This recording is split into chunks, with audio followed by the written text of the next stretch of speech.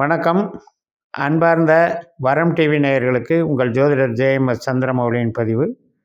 Bhaskara astrology சிஸ்டத்தில் நம்ம தொடர்ந்து கோச்சார பலன்களை பார்த்துட்ருக்கோம். ஒரு கிரகமும் நட்சத்திரத்தின் வழியே தான் தன்னுடைய பலனை தருது.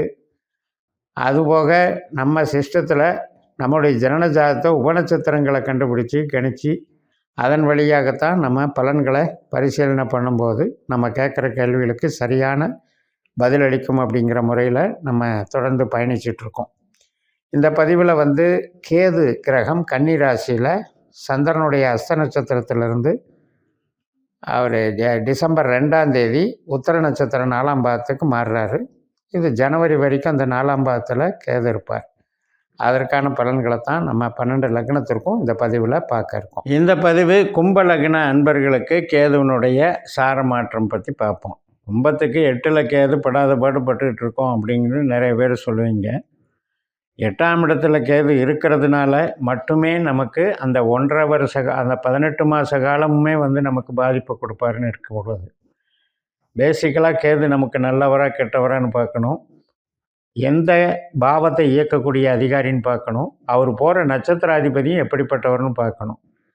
அதுபோக நம்ம இப்போ இந்த பதிவில் கேது டிசம்பர் 2ல் ஆரம்பித்து அடுத்த வருஷத்தில் போய் அந்த நட்சத்திரத்திலேயே போயிட்டுருக்காரு, சூரியனுடைய நட்சத்திரத்திலேயே. அதில் பல 9 உபநட்சத்திரங்களை கடந்து தான் போவார். இப்போ சுக்கிரனுடைய உபநட்சத்திரத்தில் நமக்கு ஜனவரி 1ஆம் தேதி வரைக்கும் இருக்கிறதுனால அந்த பாட்டுக்கு மட்டும் இந்த பதிவில் நம்ம விளக்கத்தை கொடுக்குறோம். அடுத்தடுத்த பதிவுகளில் அடுத்தடுத்த உபநட்சத்திரம் மாறக்கூடிய பதிவுகளையும் செய்யலாம். இப்போ கேது சூரியனாகவும் செயல்படுவார், சுக்கிரனாகவும் செயல்படுவார். இதுதான் இந்த ஒரு மாதம் 29 நாட்களுக்கான பலன். அப்போ நமக்கு 8ஆம் இடத்துல கேது அப்படின்னா அந்த 8ஆம் இடம்ங்கிறது என்னென்னா கடின உழைப்பு. அந்த கடின உழைப்புக்கான ஒரு சூழ்நிலை உருவாக்கிக்கிட்டே இருப்பார். இப்போ நீங்கள் ஈஸியாக ஒரு விஷயத்தை அடைஞ்சிடலாம் அப்படின்னு போனால் அதுக்கு ஏகப்பட்ட தடைகளை உருவாக்கி அதை ஃபேஸ் பண்ண வச்சு அதில் ட்ராவல் பண்ண வச்சு உங்களை ஜெயிக்க வைப்பார். அதனுடைய ஆற்றல் இருக்குது. ஏன்னா ஒரு உழைப்பின் வலிமைங்கிறது 8ஆம் இடம். அந்த இடத்துல நமக்கு ஒரு டேலண்ட்டு நமக்கு வேலை செய்யும். கேது டேலண்ட்டுக்கு உண்டான கிரகம். அதாவது சூது தந்திரம் அப்படின்னு சொல்கிறாங்க ஜென்ரலாக. ஆனால் கேதுனுடைய ஞானகாரகனும்னு சொல்கிறாங்க. அப்போ இதனுடைய அடிப்படையில் ஒரு வலிமை கொடுப்பார், நமக்கு ஆற்றலை கொடுப்பார், உழைக்கும் ஆற்றலை கொடுப்பார். ஆனால் எப்படி உழைக்கிறதுன்னா ஆசை இல்லாமல் உழைக்கிறது. Detachment policy. Attachment Rahu, detachment Ketu. அப்போ அதுலேயும் 8ஆம் இடத்துல இருக்கிறதுனால நமக்கு ஒரு அமானுஷ்யமான வலிமை நமக்கு கிடைக்கும். அதாவது உள் மனதில் நம்மளை அறியாமையே நமக்கு ஏற்படக்கூடிய சில அனுபவங்கள், அதைத்தான் எதிர்பாராத அமானுஷ்யங்கிறோம். அந்த வகையில் வேலை செய்யக்கூடிய, ஏன்னா அதிர்ஷ்டம் அப்படின்றதும் 8ஆம் இடத்துல இருக்குது. அந்த அதிர்ஷ்டம்ங்கிறது கேதுவின் மூலமாக அது மகாலட்சுமி யோகமாக மாறுகிறது. ஏனென்றால் அது புதனுடைய வீடு. அங்கே சூரியன் மாதிரி வேலை செய்கிறாரு. அப்படின்னா சூரியன் நமக்கு 7ஆம் அதிபதி. ஆனால் சூரியனுடைய நட்சத்திரம் 8லேயும் இருக்குது. அதனால் நம்ம அன்றாடம் சந்திக்கக்கூடிய நபர்கள், நம்மளுடைய கஸ்டமர்கள், நம்மளுடைய எதிர்ப்பாளர்கள் எல்லாத்தையும் ஃபேஸ் பண்ண வச்சு உழைக்கிறதுன்னு அர்த்தம். உபநட்சத்திரமாக சுக்கிரன் வர்றாரு அப்படின்னா சுக்கிரன் நமக்கு பாக்யஸ்தானாதிபதி. அவருடைய நட்சத்திரம் என்பது நம்மளுக்கு 3ஆம் இடத்துலையும் 7ஆம் இடத்துலையும் 11ஆம் இடத்துலையும் இருக்குது. அதனால் நம்ம என்ன பண்ணுவோம்னா நம்மளுடைய கம்யூனிகேஷன் ஸ்கில்லு, நம்ம எந்த அளவுக்கு எல்லோரும் கூட பழகுறோம், எந்த அளவுக்கு எல்லாரையும் நண்பர்களாக்கி அரவணைத்து கொண்டு போகிறோம், ஒரு வசீகரத்தன்மையோடு எப்படி நம்மளுடைய நடவடிக்கைகளை அமைச்சிக்கிறோம், அந்த டெக்னிக்கை எல்லாம் சுக்கிரன் நமக்கு கொடுத்துருக்காரு. அப்படிப்பட்ட சுக்கிரனோடையும் கேது செயல்பட்டு இந்த ஒரு மாதம் 29 நாளில் ஜனவரி 1ஆம் தேதி வரைக்கும் நமக்கு நல்ல பலன்களை தருகிறார். 8ல் இருக்கிறதுனால என்னென்னா திடீர்னு ஏற்படக்கூடிய நற்பலன்கள், எதிர்பாராத நன்மைகள், அந்த வகையில் வேலை செய்வார். ஆனால் அதே நேரத்தில் ஹெல்த் விஷயத்தில் கொஞ்சம் கான்ஷியஸாக இருக்கணும். இப்போ நான் சொல்லிகிட்டு இருக்கிற பலன் எல்லாமே கேது திசையோ சூரிய திசையோ சுக்கிர திசையோ அல்லது புத்தி அந்தரங்க சூட்சுமங்களோ நடக்கிறவங்களுக்கு பொருந்தும். எல்லாரும் எல்லாத்துலேயும் போட்டு குழப்பிக்க வேண்டியதில்லை. அப்போ இந்த காலகட்டத்துக்கு இந்த கேது ஒரு எதிர்பாராத நன்மைகளை வழங்குற மாதிரி நம்ம ஜாதகத்தில் அவருக்கு பொட்டன்ஷியல் இருக்கான்றது நீங்கள் பார்த்துக்கணும்.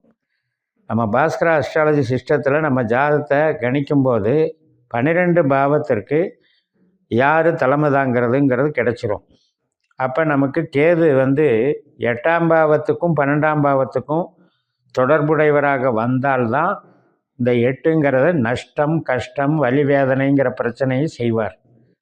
அப்படி இல்லாமல் 2, 6, 10, 3, 7, 11, 1, 5, 9 இப்படி எதிலிருந்து வந்தாலும் நமக்கு 8ஆம் இடம் என்பது ஒரு வலிமையை கொடுத்துரும், போராடுவதற்கான வலிமையை கொடுத்துரும், வளர்ச்சியை கொடுத்துரும். இப்போ கணவன் மனைவி உறவு அப்படின்னு எடுக்கும்போது நமக்கு 8ஆம் இடம் அப்படின்னு சொன்னால் அது 7ஆம் வீட்டுக்கு 2ஆம் இடம். அப்போ 7ஆம் இடம் நமக்கு லைஃப் பார்ட்னர் கணவன் அல்லது மனைவிக்கு வாய் பேசுகிற இடம்னு அர்த்தம். அவங்களுடைய வாக்கு ஸ்தானம் அல்லது அவங்களுக்கு கிடைக்கக்கூடிய சேமிப்பு ஸ்தானம். இப்போ கணவன் காசு கொடுத்து செலவு செஞ்சு ஒரு அன்பளிப்பு வாங்கி தர்றாங்கன்னா, அந்த ஒரு ஆபரணம் வாங்கி தர்றாங்கன்னா அந்த மனைவிக்கு அது ஆபரணமாக போயிடுது. அப்போ இவருக்கு 8, அவங்களுக்கு 2, அவங்களுக்கு ஒரு பொருள் சேர்க்கை. அப்படிப்பட்ட ஒரு அமைப்பில் இது வேலை செய்யும். அடிப்படையில் ஒரு கெட்ட கேது நமக்கு அமைஞ்சிருச்சு, நம்ம ஜனன ஜாதகத்தில் 8, 12 தொடர்பு அப்படின்னா அந்த திசாபுத்தி தொடர்புகளில் வரும்பொழுது நமக்கு வியாதிகள் சம்மந்தப்பட்டது, திடீர்னு வரக்கூடிய வியாதிகள்னு சொல்கிறாங்கல்ல இன்றைக்கி, சில கட்டிகள், குடல் சம்மந்தப்பட்ட உபாதைகள், chemical allergy, chemical reaction, ulcer மாதிரி சில குடல் சம்மந்தப்பட்ட எரிச்சல்கள். ஸோ இதெல்லாம் கேதுனுடைய ஆதிக்கத்தில் வரும். பெண்களுக்கு கர்ப்பப்பை அப்படிங்கிறதையும் எடுத்துக்கணும். அது மாதிரி அடி வயிறு சம்மந்தப்பட்ட உபாதைகளையும் கொடுக்கும். இப்போ இதெல்லாம் நம்ம கணக்கில் எடுத்து நம்ம ஜனன ஜாதகத்தில் நோய்க்கோ அல்லது 8ஆம் இடத்துக்கோ 12ஆம் இடத்துக்கோ சம்மந்தப்பட்ட அந்த மாதிரி நபர்களுக்கு மட்டும் சிகிச்சைகள் வரும். அது இந்த காலகட்டத்தில் பார்த்துக்கணும். ஏனென்றால் நமக்கு இதுக்கு முன்னால் இருந்தது சந்திரனுடைய நட்சத்திரம். ஒருத்தருக்கு நோய் அந்த திசாபுத்தி ரீதியாக சந்திரனோ கேதுவோ நடந்திருந்தால் அவங்களுக்கு நோயை கூட கொஞ்சம் டெவலப் பண்ணி வச்சுருக்கோம். அந்த டெவலப்பான நோய்க்கு ட்ரீட்மெண்ட்டுங்கிறது கொஞ்சம் ஹெவியாக இருக்கும் அல்லவா, அந்த ஹெவியாக இருக்கிற ட்ரீட்மெண்ட்டையும் இது காட்டும். ஸோ எப்போவுமே திடீரென்று வரக்கூடிய உபாதைகள், உடல் உபாதைகள் அல்லது கொஞ்சம் ஒரு பெக்யூலரான ஒரு கண்டிஷன்ஸ் எல்லாம் இருக்குது இல்லையா, கட்டிகள் மாதிரி, அதெல்லாம் ராகு கேதுவை நம்ம ஐடென்டிஃபை பண்ணிக்கணும். இப்போ நம்ம கேது, சுக்கிரன், சூரியன் இந்த 3 கிரகத்தினுடைய ஆதிக்கத்தில் நம்முடைய ஒரு வீடு கட்டுறது, இடம் வாங்கிறது, வாகனம் வாங்கிறது இதுக்கெல்லாம் சப்போர்ட் பண்ணும். அதே மாதிரி சுக்கிரன் சார்ந்த தொழில்கள் அப்படின்னு எடுத்துக்கிட்டிங்கன்னா கம்ப்யூட்டரு, ஐடி லைனு, ஆபரணங்கள் விற்கிறது, உடைகள் தயாரிக்கிறது, வாசனை திரவியங்கள் விற்கிறது, ஃபில்ம் இண்டஸ்ட்ரி மற்றும் ஹோட்டல், ஹாஸ்பிட்டாலிட்டி இது எல்லாமே வரும். இப்போ நர்ஸாக வேலை பார்க்குறோம் அப்படின்னா இந்த காலகட்டத்தில் நம்மளுடைய சர்வீஸுக்கு ஒரு அங்கீகாரம் கிடைக்கும், நல்ல ஒரு அமைப்பு கிடைக்கும். அதே மாதிரி பூர்வீகம் சம்மந்தப்பட்ட விஷயங்களுக்கு கொஞ்சம் தடைகள் ஏற்படும். பூர்வீகம் சார்ந்த விஷயங்கள் நமக்கு இப்போ ஈடுபடுவதற்கு தகுந்த நேரம் அல்ல. 8ஆம் இடம் அப்படின்னாலே 9ஆம் இடத்துக்கு அது நெகட்டிவ். அப்போ வெளிநாடு தொடர்பு அல்லது நம்ம ஒரு மேல் படிப்பு படிக்கலான்னு நினைக்கிறது, இந்த விஷயத்துக்கெல்லாம் கொஞ்சம் சாதகமாக இருக்காது. ஆனால் வீடு கட்டுறது, இடம் வாங்குறது, வீட்டுக்கான தேவைகள், பொருட்கள், இன்டீரியர் டெக்கரேஷன் பண்ணுறது இதுக்கெல்லாமே சப்போர்ட்டாக இருக்கும். ரியல் எஸ்டேட்டுக்கும் நல்லாயிருக்கும், விவசாயத்துக்கும் நல்லாயிருக்கும். அனைத்து தொழில் பலங்களும் இந்த கேதுவனுடைய சூரிய சாரம் நமக்கு ஏற்றுக் கொடுக்கும். அரசியல், அரசு அதிகாரத்துவம் இதுக்கும் சிறப்பு கொடுக்கும்னு சொல்லி நிறைவு செய்கிறேன். இந்த சேனலை சப்ஸ்கிரைப் பண்ணி ஷேர் பண்ணுங்கள். உங்கள் தனிப்பட்ட ஜாதக பலாபலன்களை என்னுடைய வாட்ஸ்அப் நம்பரில் தொடர்பு கொண்டு பலன் பெறுங்கள். உங்களிடமிருந்து விடைபெறுகிறேன். உங்கள் JMS. நன்றி, வணக்கம்.